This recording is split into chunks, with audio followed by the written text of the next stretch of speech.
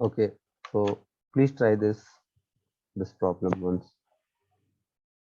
If a computer X runs a program in 10 seconds and Y runs the same program in 5 seconds, then how much faster is Y as compared to X?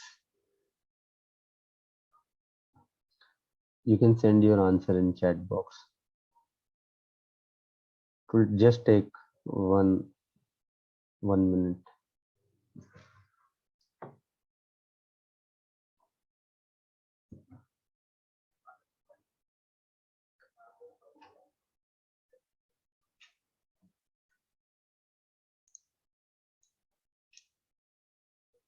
I'll ask, please, everybody.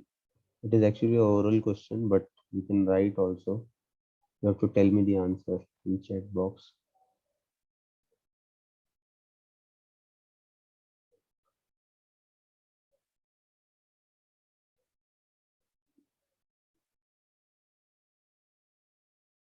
Surya Prakash, Paulina.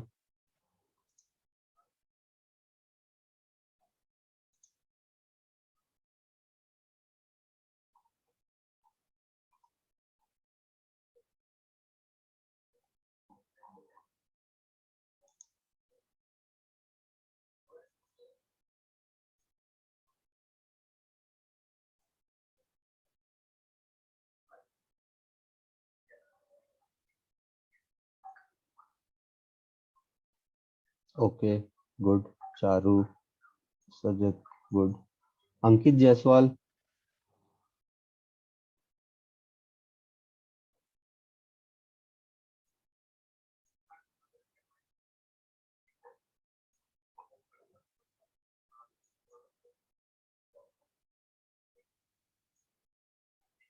Okay, Shivanand, what you said is correct, but how much faster?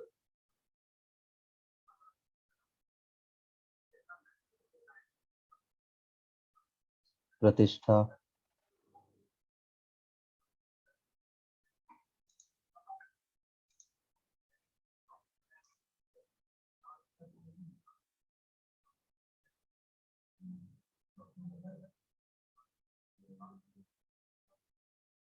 So we have the value. Computer X runs a program in 10 seconds. That means we have t suffix x as 10 seconds. Okay, similarly, we have t suffix y as 5 seconds. Okay, so here this question is all about speed up concept. So we'll say that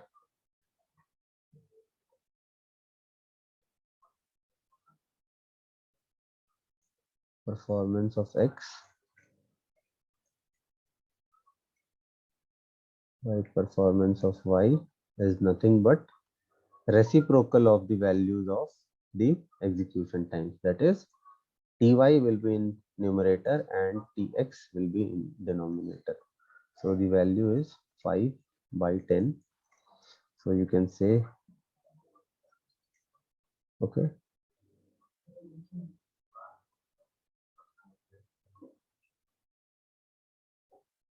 So we have to find out how much faster is y as compared to x.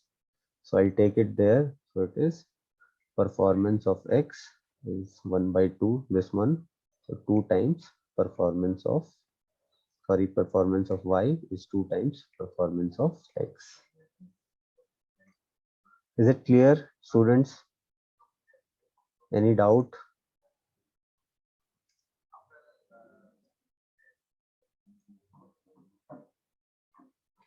So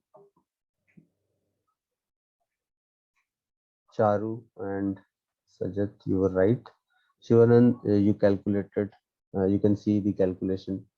You have to not only consider one time, you have to consider both the times. Okay, so it will be cancelled out. Ratio will be in terms of 1 by 2. So if Okay, you sir. take this, yeah, so if you take the values there, so it will be twice as faster as compared to x. Okay. Yes.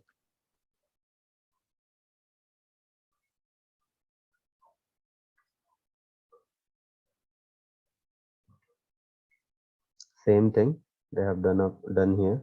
Okay, you can see it.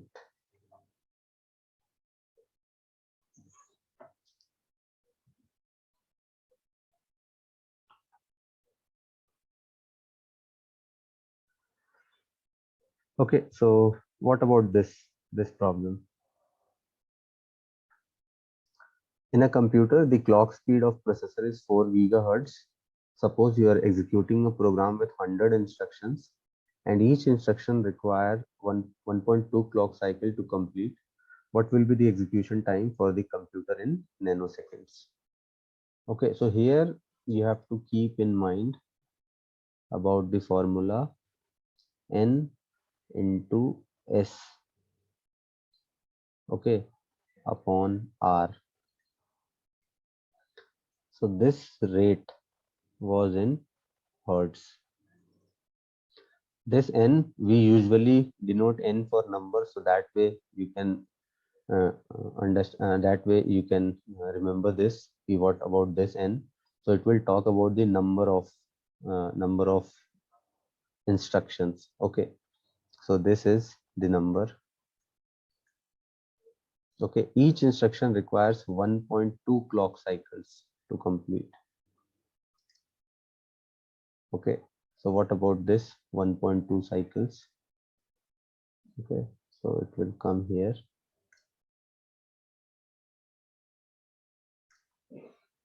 You can send your answer in chat box. So what will be the execution time for the computer in nanoseconds? So wherever you have frequency or hertz in denominator, that means that is nothing but time, which whose unit can be in nanoseconds. Why? Because here we are talking about gigahertz, which is billion, that is 10 to the power 9. So if 10 to the power 9 is in denominator, so it will be 10 to the power minus 9 when we'll get the value. So that is nothing but your nano, 10 to the power minus 9.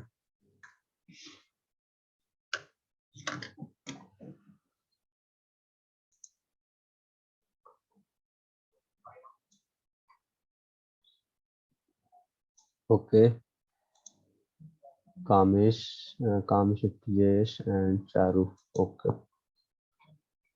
so Kamesh, you can see the value once again, like what exactly should be value in nanoseconds I want. Okay, others.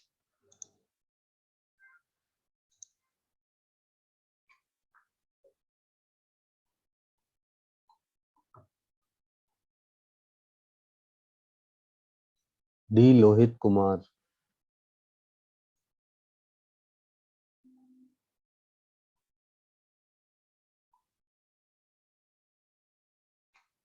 Okay, so we'll see this quickly.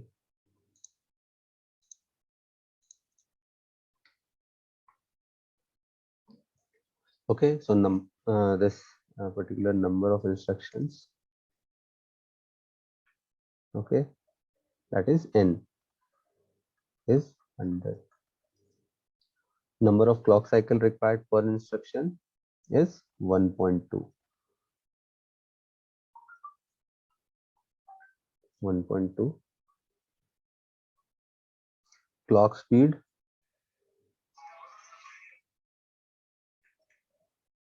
Okay, so if you know the clock speed, you can get time from that. How? You have to just do the like formula is time is 1 upon f. Okay, so you know the frequency, so you can get the cycle time from this. So this is in seconds.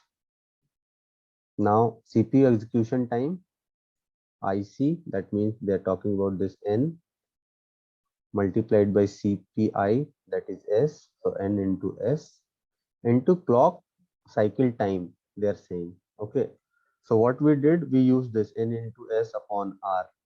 So they already calculated 1 by R. So that's why they're using this time. So they're using it as clock cycle time. Okay. Otherwise, when you can multiply both n and s and you can divide directly this value of 4 gigahertz. and you will get the same answer, that is t equal to 30 nanoseconds.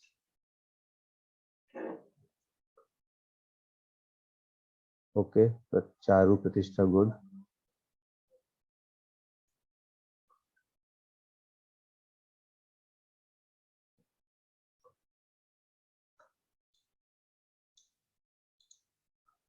Jayesh, did you find out what was the mistake from your end? Yes, sir. Okay. Okay.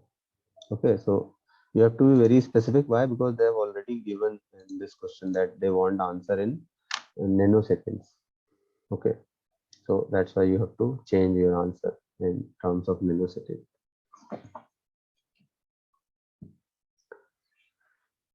So just a minute.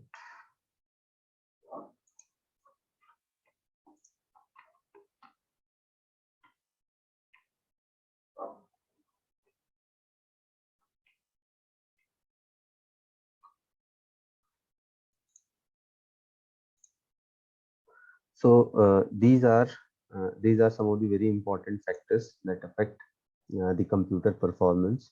So based on that numerical concept also, you can say like on which the performance evaluation of a processor can be done. So obviously clock rate is a very important factor when we are talking like how much time exactly per unit time it is taking to execute that particular instruction. Then use of cache memory. Okay, type of processor that we are using, so we discussed p1 p2 till pentium 4, then I series, and like how there has been advancement in the generation of the processors. Okay, motherboard, if you talk about the original Intel motherboard, so based on that also, so that will come under the concept of hardware. Okay, so from here itself you can distinguish the main two factors of hardware and the architecture, set of instruction in the architecture. Then obviously the size of RAM, very important. The first thing we use or ask is whether it is 8 GB or 16 GB RAM. Okay, so based on the animations or the usage or the simulation software that you want to use, or for gaming purpose, this RAM part is very important. And obviously the speed and size of the hard disk. So initially a 40 GB hard disk was considered to be enough and a very large hard disk, but now like using a terabyte also is like you have so much data that you can easily use that part also. So but 128 GB and 256 they are still used. Okay, and extendable you can do it in terms of terabytes also. So here also the concept of speed and size both will matter when we talk about the computer performance. Okay, so these they have used a, term in terms of typical performance metrics. Okay, so we talk about response times, throughput, and speed up. We discussed these 3 points. Then CPU time. So this is also very important. Like like we can think about the CPU time from the booting process till the end point where we connect the other peripherals in our system and get the output. Okay, so this CPU time is also very important. Okay, how much time it is taking to do a particular task. And then wall clocks time also. Okay, so this talks about the clock associated with the central processing unit. Okay, now so this benchmarks, this is not in our syllabus, but just for your just for your information, these are few of the programs that is being used as benchmarks to identify the nature of the processor. Okay, so it is kind of sorting and matrix multiply. So this like different types of programs where we can use the data type as integer or floating. Okay, so we have different languages and the description in terms of for what purpose this particular benchmark is used. So these are the things that we use to identify and evaluate the performance of a processor or your central processing unit. Okay. So this was all about the performance evaluation in a central processing unit or your processor. Okay, and you have various ways to identify, and there is no single generalized way to identify the performance of which system is better than the other. So there are so many things that you have to think about. Okay, any doubt? This is just a difference. We'll see in some other class. Any doubt, anyone? Okay, so I have another class now. So we'll end today's session and we'll see the remaining part in next class. Okay, thank you. Thank you very much.